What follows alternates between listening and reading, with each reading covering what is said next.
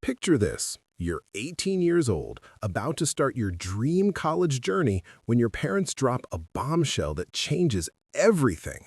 That's exactly what happened to me. And what I did next? Well, let me just say karma worked in the most unexpected way possible. Before we dive in, make sure you hit that subscribe button because stories like these don't come around every day, and trust me, you'll want to hear how this all plays out.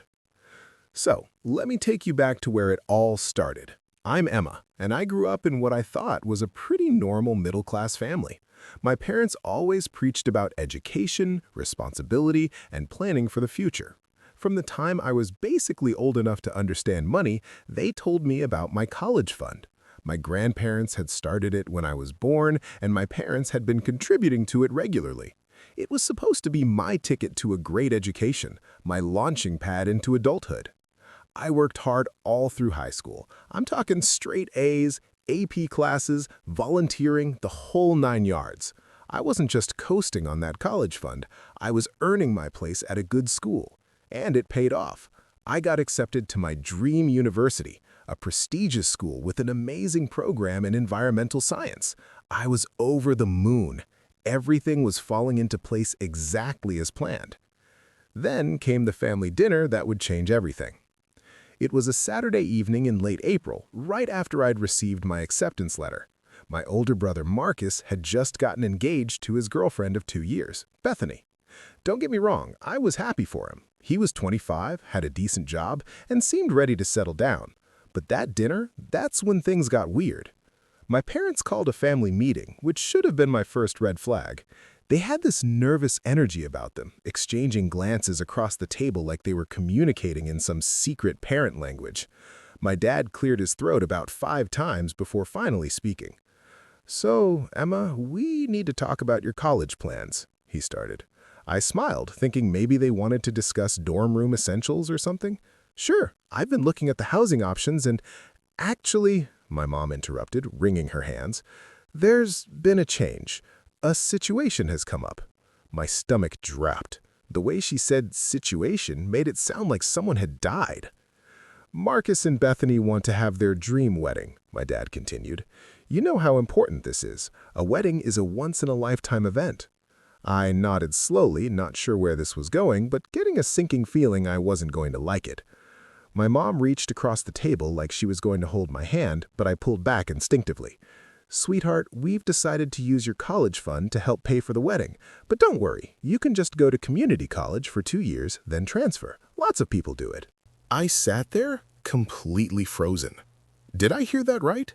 Did my parents just tell me they were giving away my college fund, the money that had been saved for 18 years, specifically for my education, to pay for my brother's wedding?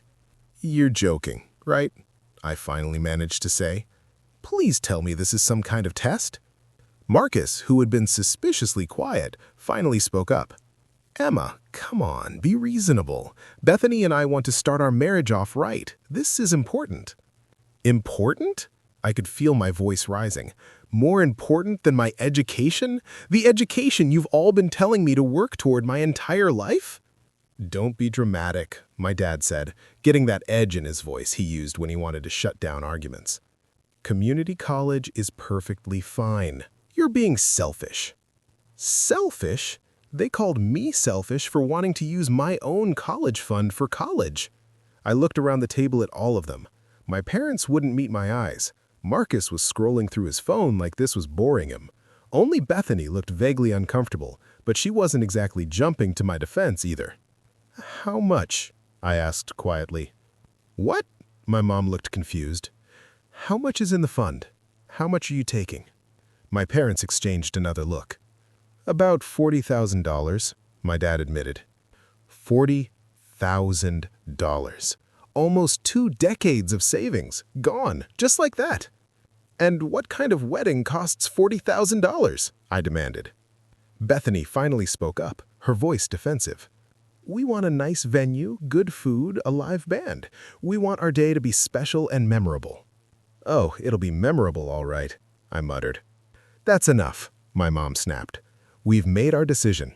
You're young, you have plenty of time to figure things out. Marcus needs this now." I stood up from the table, my chair scraping loudly against the floor. Marcus needs a $40,000 wedding? What he needs is to learn to live within his means. What I need is the education fund that was promised to me. "Where are you going?" my dad called as I headed for the door. "Out. I need to think." I heard my brother say something like, "She'll get over it," as I left, which almost made me turn around and say something I'd regret, but I kept walking. Over the next few days, I tried everything. I reasoned with them, I showed them calculations of how much more difficult my life would be starting at community college. I even broke down crying. Nothing worked. They had made up their minds. In their eyes, Marcus, the golden child, the firstborn son, deserved this fairy tale wedding, and I was just being difficult by not enthusiastically sacrificing my future for it. The wedding planning went into full swing. Suddenly, every family conversation was about flower arrangements, dinner options, and seating charts. I was expected to smile and be excited while watching my future get turned into centerpieces and party favors. Here's the thing, though. I wasn't just going to roll over and accept this. I'm not that person. If they thought I would just shrug and say, "Oh well," they severely underestimated me. I started doing research. First, I looked into every scholarship, grant, and financial aid option available. I applied to about 30 scholarships, writing essays until my fingers cramped. I picked up a second part-time job on top of my existing one. I was working nearly 40 hours a week while finishing my senior year of high school. My grades slipped a little, but I didn't care anymore. I was in survival mode. But that wasn't the revenge part. No, that came together in pieces, like a puzzle I didn't even know I was building. It started with a conversation I overheard 2 weeks before the wedding. I came home early from work one day and heard my parents talking in the kitchen. They didn't know I was there. "I still think we should have told her the fund was smaller. She's taking this so hard." "She'll be fine. Marcus is our son. His happiness matters too."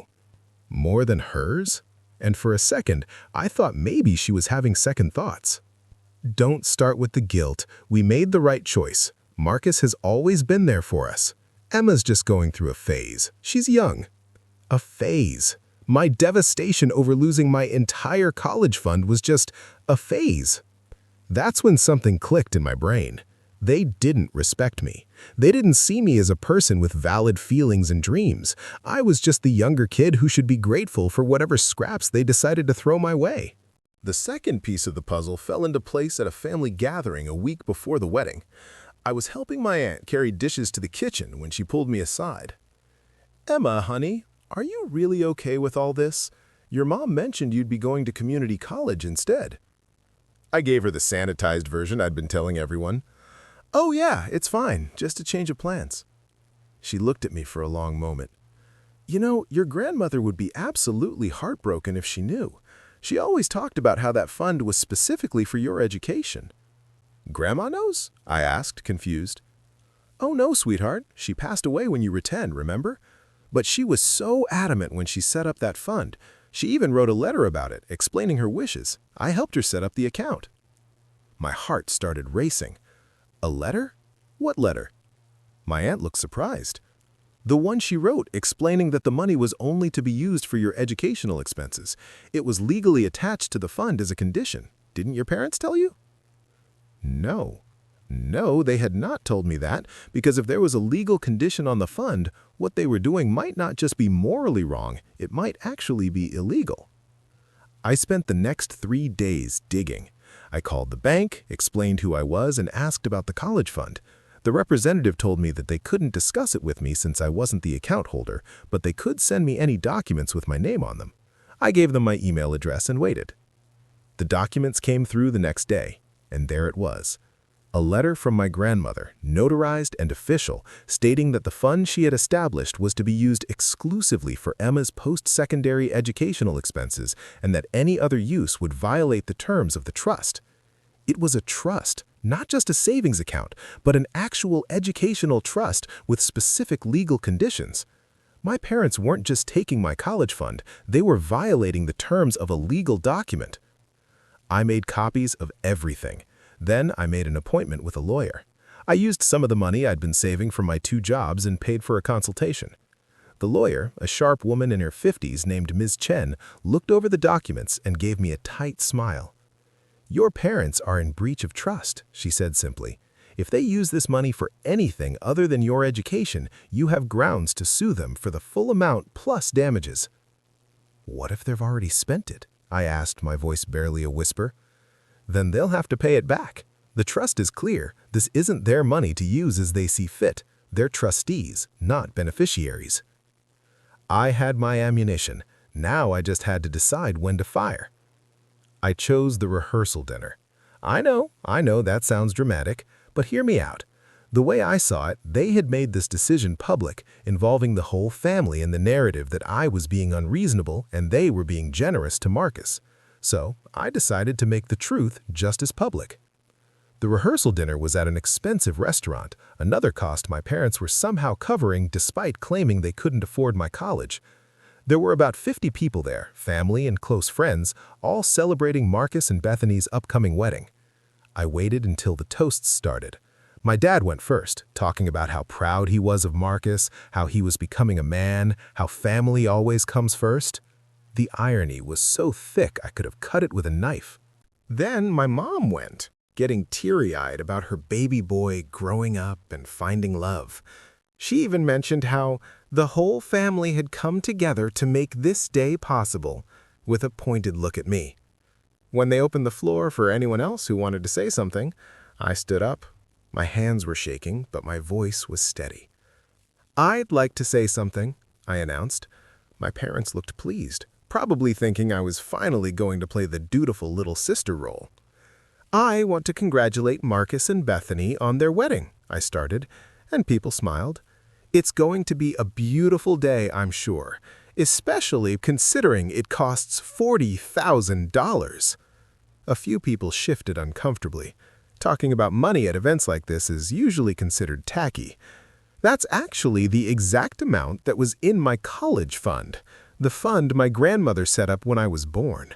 The fund that was supposed to pay for my education. Now people were really uncomfortable. My mother was making slashing motions across her throat, trying to get me to stop. "But here's the interesting part," I continued, pulling out the papers I'd folded in my purse. "My grandmother didn't just set up a savings account. She set up an educational trust with very specific legal conditions. This money can only be used for my education. Using it for anything else, say a wedding, violates the terms of the trust and is actually illegal." The room had gone completely silent. You could have heard a pin drop. So I just wanted to publicly thank Mom and Dad for their generous gift to Marcus. I'm sure they won't mind returning every penny of it to my trust fund, plus legal fees and damages when I file the lawsuit on Monday morning. All hell broke loose. My father jumped up, red-faced, yelling something about how I was ruining everything. My mother started crying. Marcus looked like he'd seen a ghost. Bethany actually ran out of the room. Several family members immediately jumped to my defense. My aunt stood up and confirmed that she'd helped my grandmother set up the trust, and that yes, it absolutely had conditions. My uncle, who's a lawyer, started asking my parents pointed questions about whether they'd actually read the terms of the trust. The rest of the rehearsal dinner was a disaster. I left shortly after my announcement, but I heard later that half the guests left early. Marcus and Bethany had a huge fight, and my parents spent the rest of the night on the phone with their bank and their own lawyer. The wedding still happened. It was considerably smaller and cheaper than planned. Apparently, my parents had to cancel most of the expensive stuff and downgrade everything because, surprise, surprise, they didn't actually have the $40,000. They'd been counting on the trust money and hadn't paid for most things yet, just put deposits down. As for me, I didn't go to the wedding.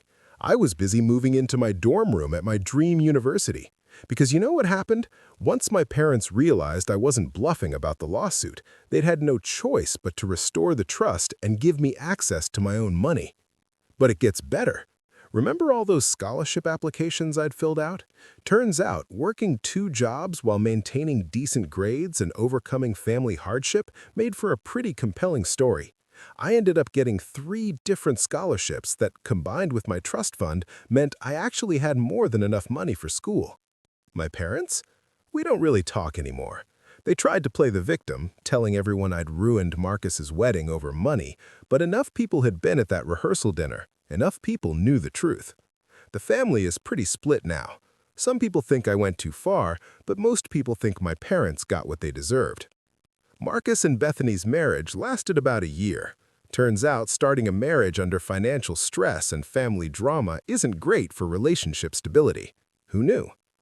As for me, I'm now in my junior year of college, studying environmental science just like I planned. I have a great internship lined up for next summer, and I'm on track to graduate with honors. I have friends, I have opportunities, and I have a future that I built myself despite my parents' best efforts to derail it. The last time I saw my mom was at my grandmother's grave on what would have been her birthday. We didn't plan to be there at the same time, it just happened. We stood on opposite sides of the headstone for a long moment before my mom finally spoke. "She'd be proud of you," she said quietly, "for fighting for yourself. She'd be disappointed in you for making me have to." That's where we left it. Here's what I learned from all this. Sometimes family will put you last, and when they do, you have to be willing to put yourself first. It's not selfish to fight for what's rightfully yours. It's not wrong to stand up when people treat you unfairly, even if those people are your parents. Would I do it again? In a heartbeat. My only regret is that I didn't stand up for myself sooner.